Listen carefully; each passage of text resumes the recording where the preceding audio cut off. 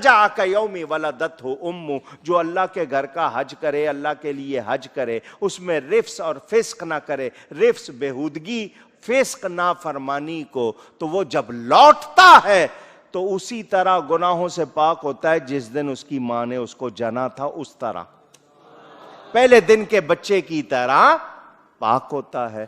تو والد صاحب فرماتے تھے پتہ چلا کعبہ بھی سخی ہے، رمضان بھی سخی ہے۔ دونوں بخشواتے ہیں یا نہیں؟ پوچھ رہا ہوں۔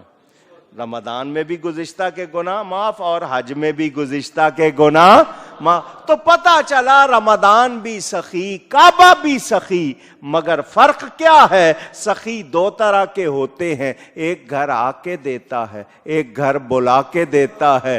کعبہ مکے بلا کے دیتا ہے، رمضان گھروں میں آ کے دیتا ہے۔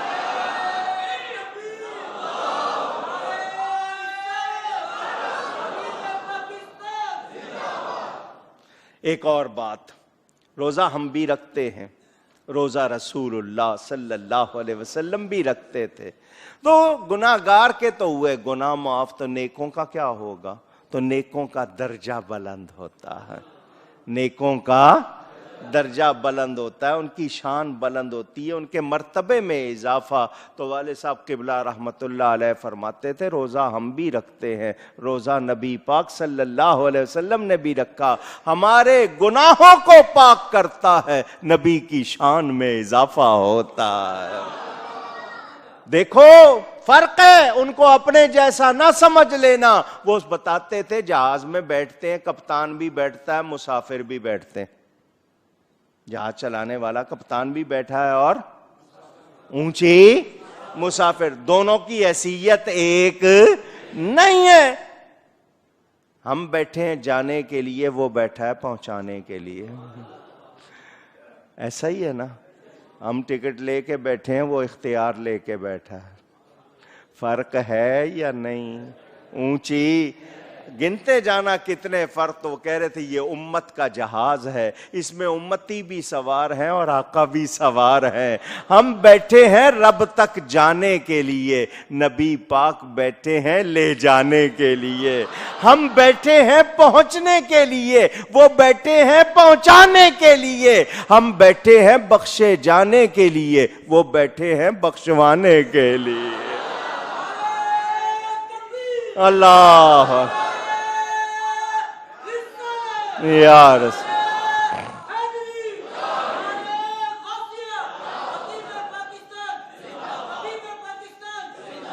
اب ایک سوال میں آپ کو سب کو دے رہا ہوں، خود کو بھی دے رہا ہوں، سوچیں، ثواب اتنا زیادہ بڑھ گیا پھر بھی گناہوں کا شوق کیوں باقی ہے؟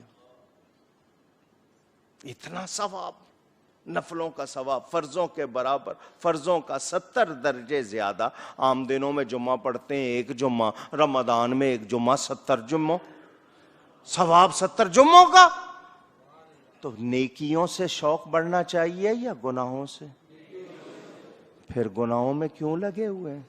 یہ ایک سوال اپنے آپ سے بھی پوچھنا، اور اس کا جواب ملے تو مجھے بھی دینا۔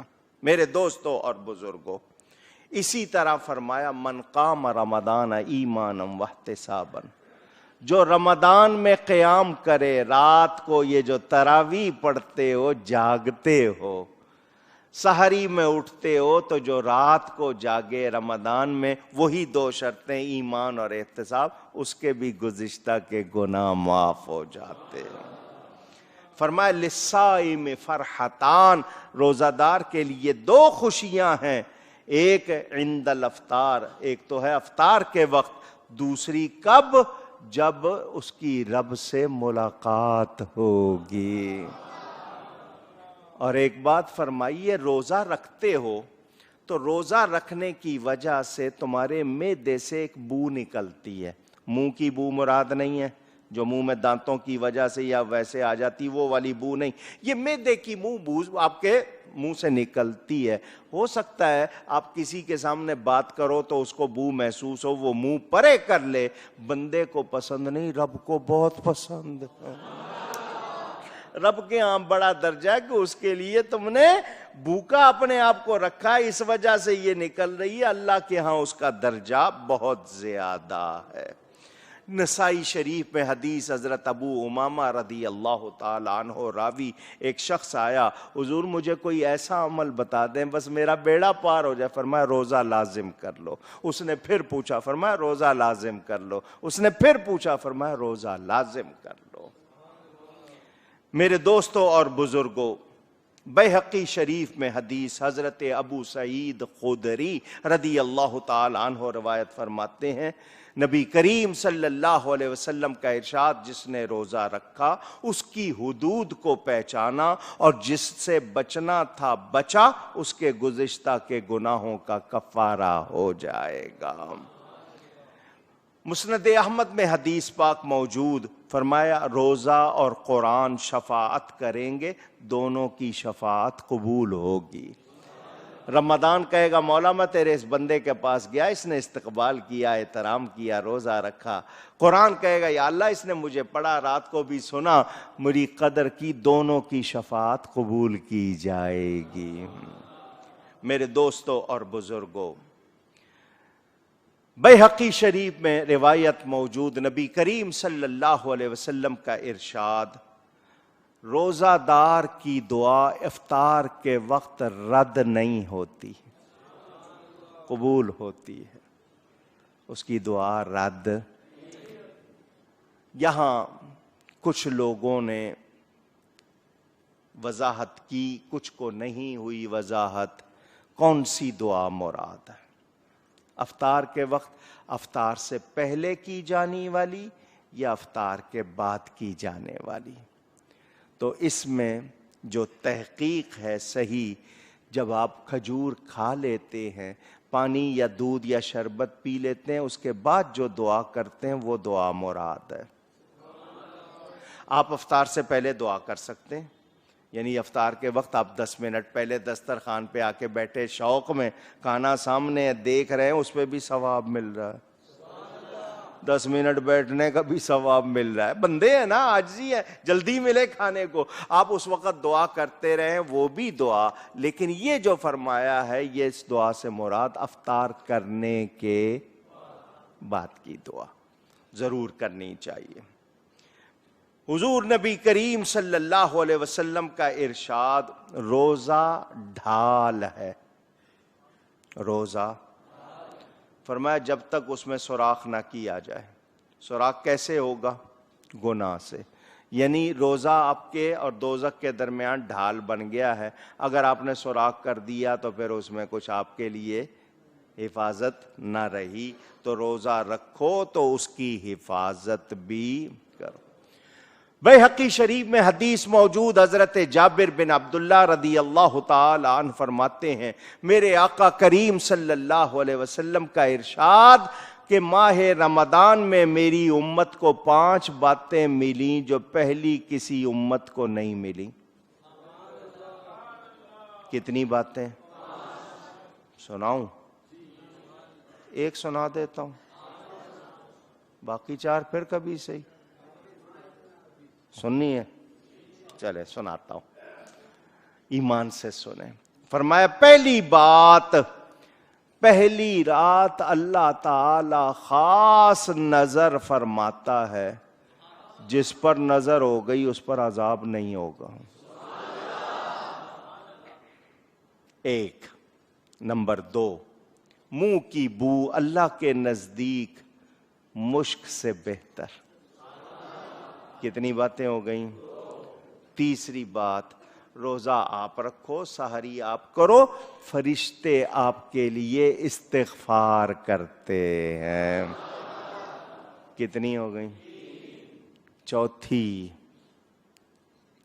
اللہ جنت کو حکم دیتا ہے، روزے داروں کے لیے تیار ہو جاؤ۔ 4 ہو گئیں۔ 5ویں، اور جس نے پورا مہینہ سستی کی، بدبخت رہا، نماز نہیں، دھیان نہیں، آخری رات وہ بھی سچی توبہ کر لے، وہ بھی بخشا جائے گا۔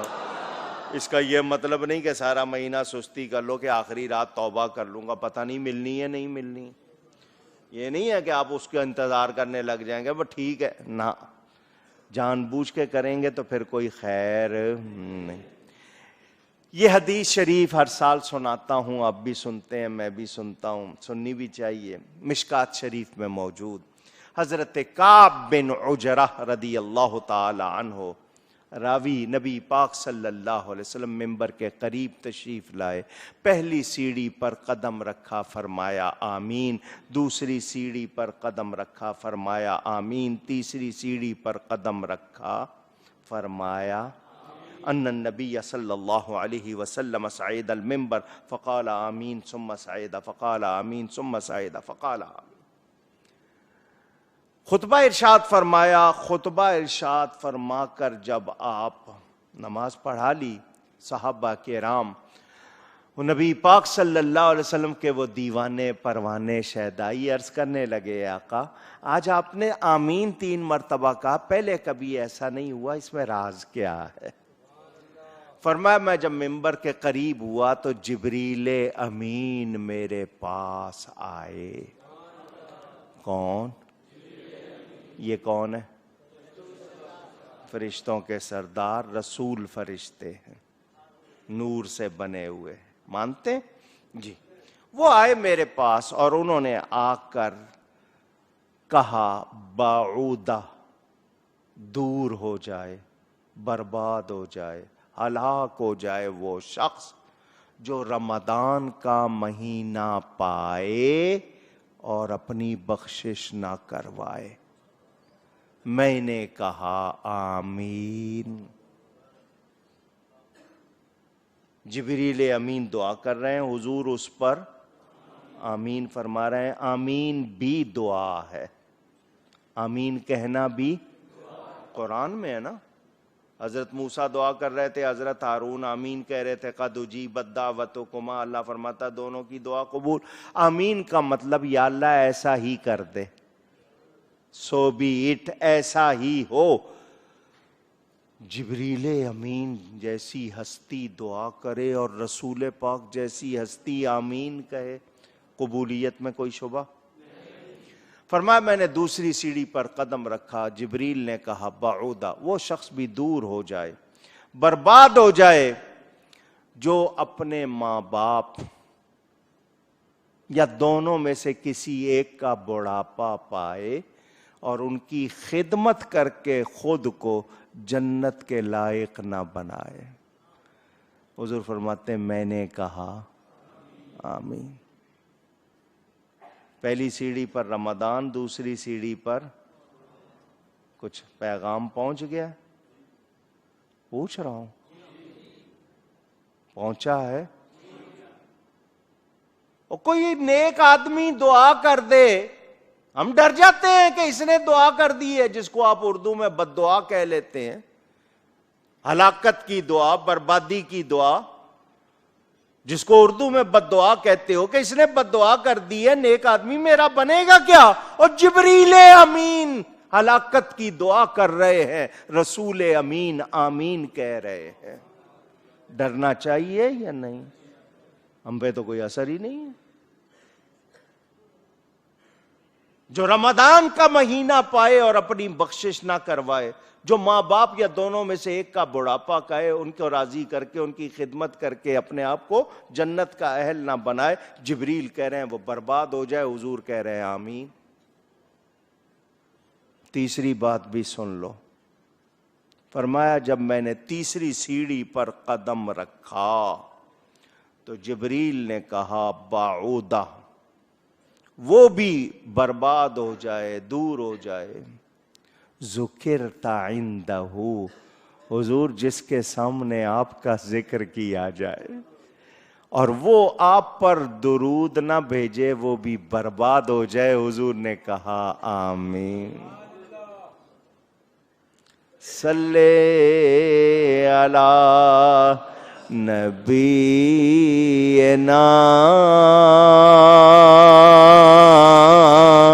صلی علی محمد صلی علی شفیعنا صلی علی محمد صلی اللہ علیہ وسلم. درود و سلام نبی کریم صلی اللہ علیہ وسلم کا ذکر ہو اور درود و سلام نہ بھیجے. جبریل نے کہا وہ برباد ہو جائے، حضور نے فرمایا اور جو درود و سلام سے روکتے ہیں کیا حال ہوگا ان کا. سنیو، کثرت سے درود و سلام بھیجا کرو.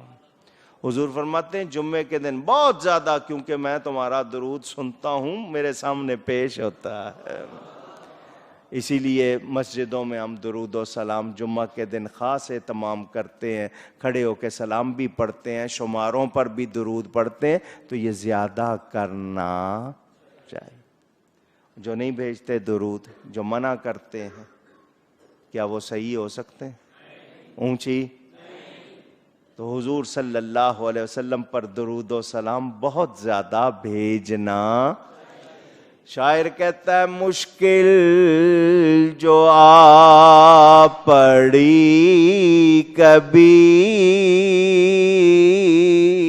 آقا تیرے ہی نام سے ٹلی، کیونکہ مشکل کشا ہے تیرا نام،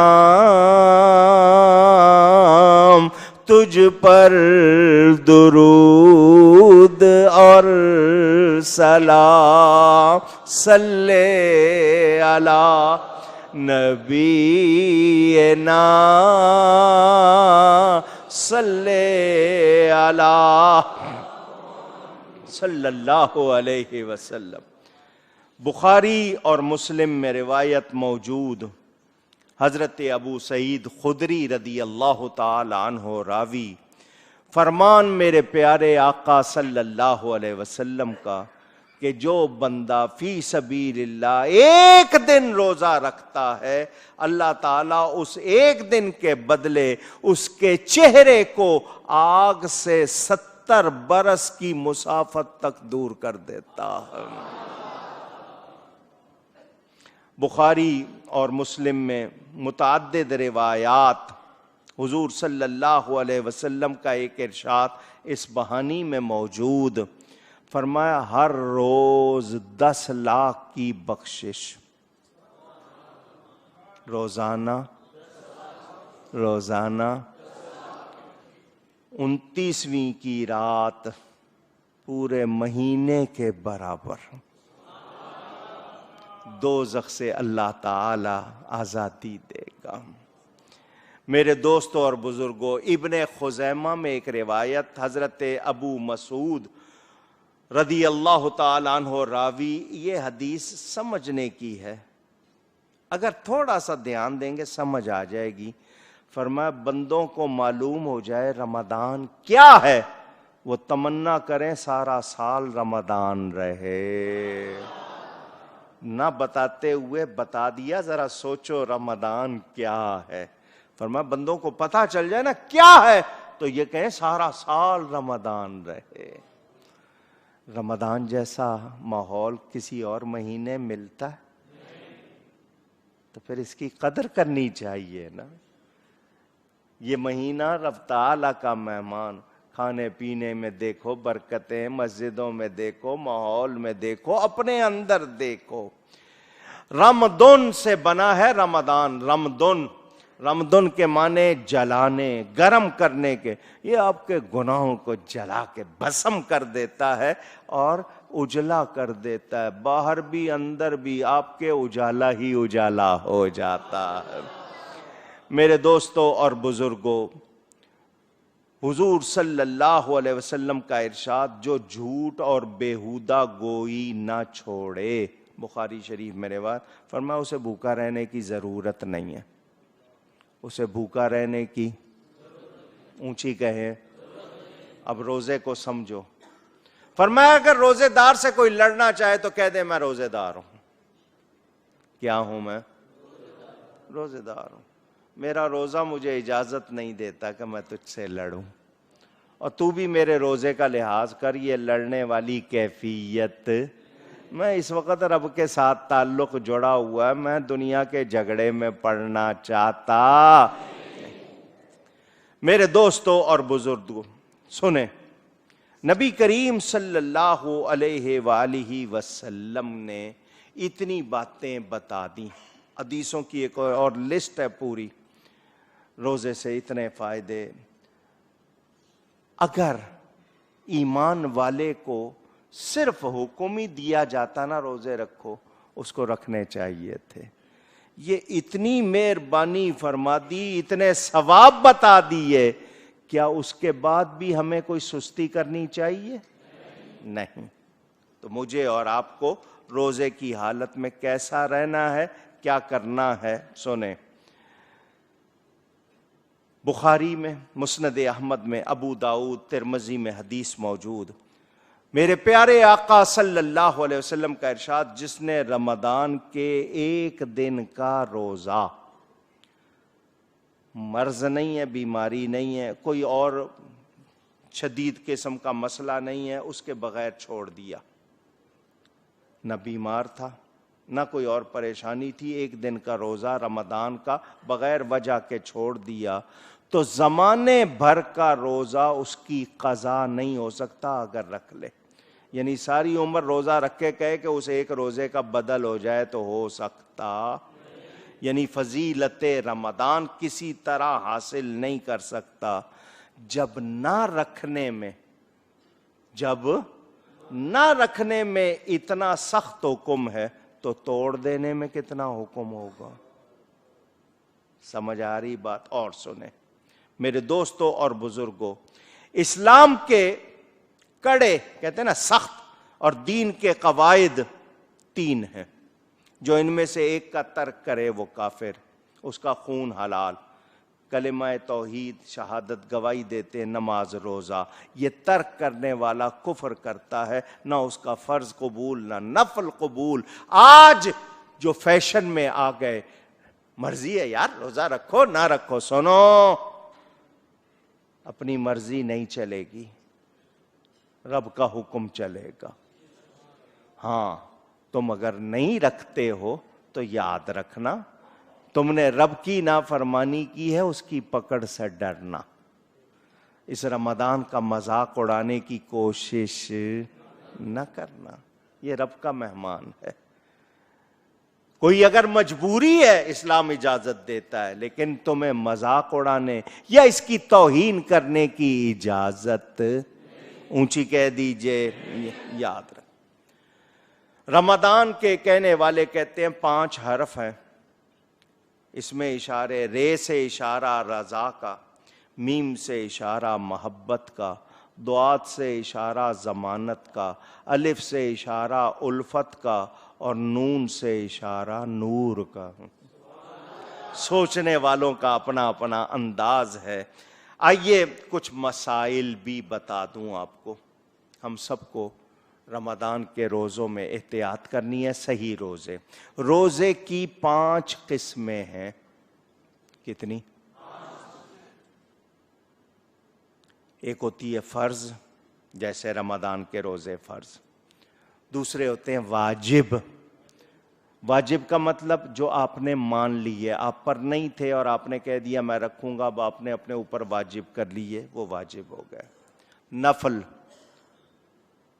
جیسے مہینے کے 3 روزے, ہر پیر کا روزہ, ہر جمعرات کا روزہ, عاشورے کا روزہ, میلاد النبی کے دن کا روزہ, یہ نفل روزے.